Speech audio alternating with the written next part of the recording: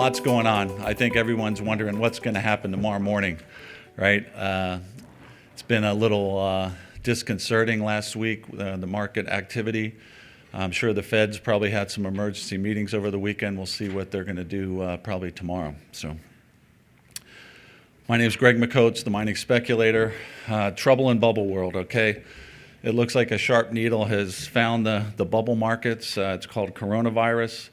In reality, I don't think it's, it could have been any pin, but it just looks like it's the coronavirus that's going to have the biggest impact on the bubble markets in the immediate term.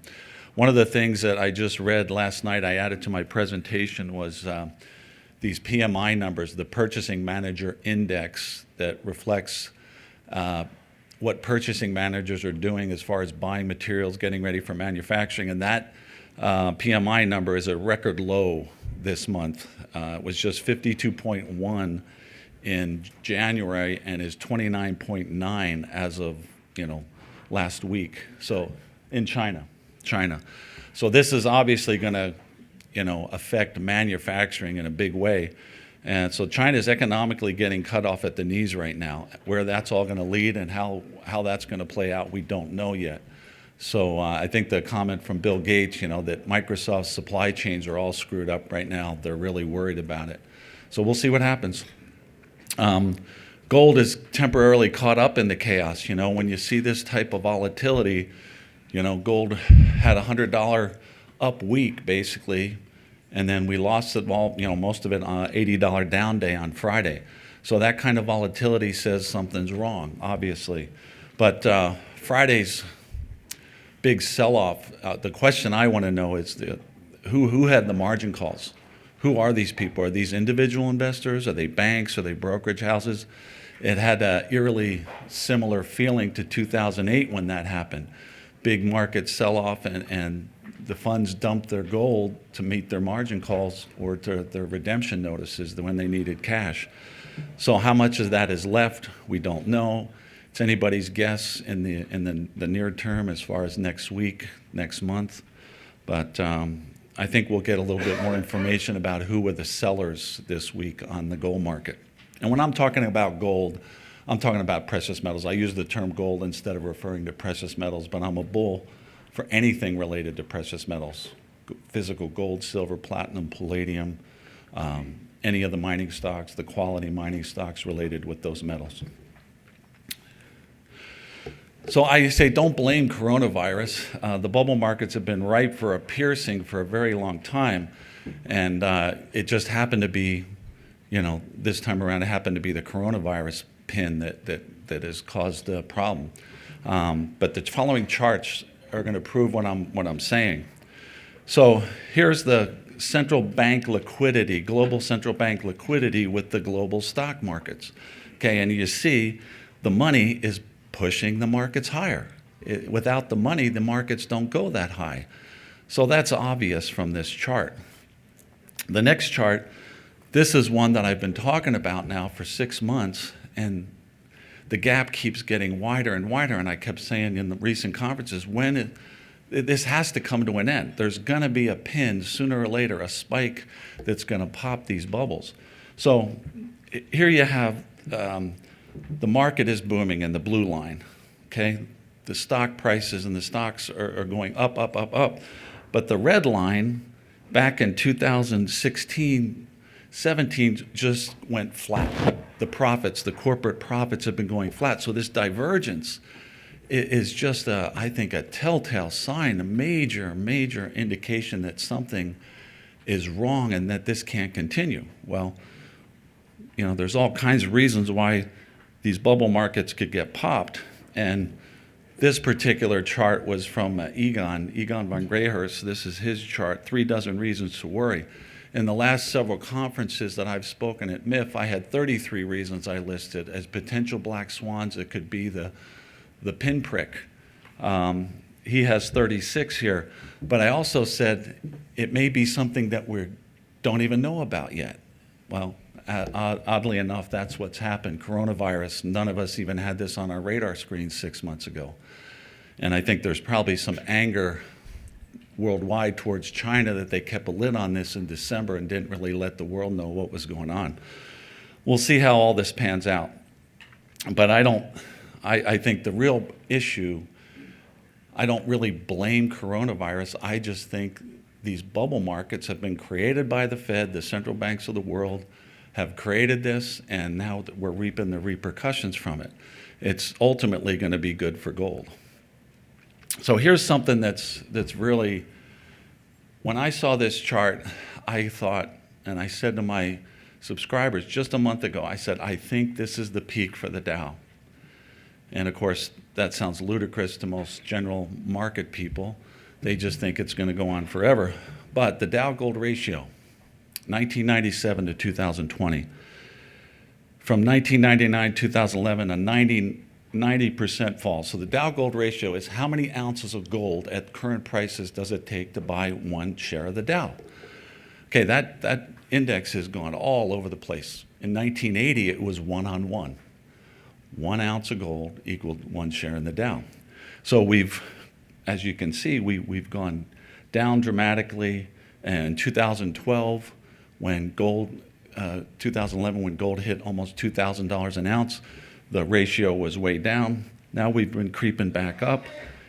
And I think we're ready to really take a big spill here. Now Dow's at, 25,000 right now.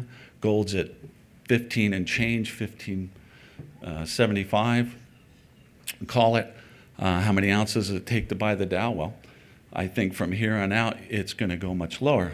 And the bottom thing there, but quarterly MACD has turned down after a 9-year uptrend. That's a technical analysis. I've followed this a little bit. The guy who created this was in 1972. His name was Appel, Steve Appel, I think. And it's MACD stands for Moving Average Conversion Diversion. Sounds kind of mumbo jumbo, but there's some real logic to it. And the fact that this has turned the way it has points to the fact that the Dow market has probably hit its peak and is on its way down. And as I believe, it says correction over, now going down to less than 1. Okay, it's never been below 1, the Dow Gold ratio. So something big would have to happen for 1 ounce of gold to equal the Dow, and in this case, less than 1 ounce of gold. Wouldn't that be funny? Where should the two meet? At 10,000, 5,000, 20,000? It's going to be interesting to watch. So this turn in the Dow that we're seeing, I think will be the start of a rapid fall in the Dow Gold ratio and thus a very strong move up in gold. I'm a guy that I hope for the best, I prepare for the worst. I just think that I've always said this in my talks, that I really would like to see the gold price just have a nice steady climb. I was really liking what was happening this last several months. But now this new dynamic with coronavirus and the bubbles getting popped and the Dow Gold ratio probably going to have a big shift, it could be troublesome, And we'll see next week. We're going to get a good feel for how this is going to work out. I'm hoping that the Fed can interject a bunch of money and calm things down. That would be great.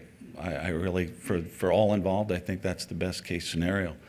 If it doesn't go that way and it goes the opposite, then gold could spike. Gold could go to a new high very quickly. So we'll see. So gold will continue to move higher despite the potential that we could see further margin calls. People who own gold, it's easy to raise cash. They sell their gold quickly. There could be more downside in the gold price. But I think it'll solidify. And eventually, gold is the only true safe haven left for investors. The negative yielding bonds and the 30-year treasuries they're dead in the water. That's not a place to go for a safe haven. Those safe havens are done. So sooner or later, the investing world, as things progressively get worse, hopefully not as quick as some are suggesting, but as things get progressively worse, investors are going to find gold. It'll be the only place for them to go. So anything precious metals, in my view, is going to be a very good place to go. So the other situation why I think gold is really going to move higher is the silver and gold overall open interest. Now, this is a quote from Bill Holter at JS Mindset, and I've followed this thinking for a long time, that I don't really worry about the people who talk about the manipulation, because in the end, the game that they're playing, the paper shorts are playing to keep a lid on the gold price, once they run out of physical to play the game, it's over. That gold will go to its true level. Gold, silver, platinum, palladium will all go to their true levels. And this is happening. This is the tell, the open interest. Follow that, watch what's going on, see the games that they're playing. But physical metal's getting tighter and tighter and tighter, and they have to, when these contracts come due, they have to pay with physical metal, not cash. And so we're coming to that moment when this is going to change quickly. So I believe gold will move towards a new high. That means clearly over $2,000 an ounce. Up until this time, I've been saying that gold would continue to rise. I said in the last two MIF conferences, when people would ask me, I said gold's going to 1650 to 1725. Back in November, September, November, and in January, I said that. And I said to go above that level, it would have to take some kind of major catalyst, a black swan event, something out of the blue like a coronavirus that would have to happen in order to take it above that level. Well, we almost hit 1700 there last week before the sell-off on Friday. And, there's dozens of potential black swans that could act as such a catalyst in addition to the coronavirus. And I believe, and I've said this openly, that the next Lehman Brothers AIG moment is already underway behind the scenes. We just don't know about it yet. We'll find out when the moment comes.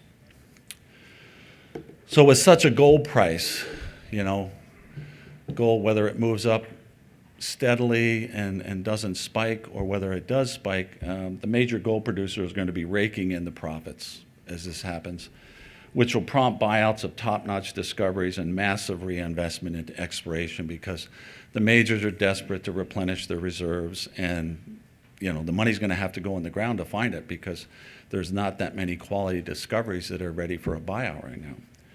This will also be the key to further prompt more funds back into the exploration sector. M&A activity will begin to increase in 2020 and beyond. That's good for our sector. So obviously, not only is owning physical precious metals going to be the place to be, it's going to be the financial lifeboat.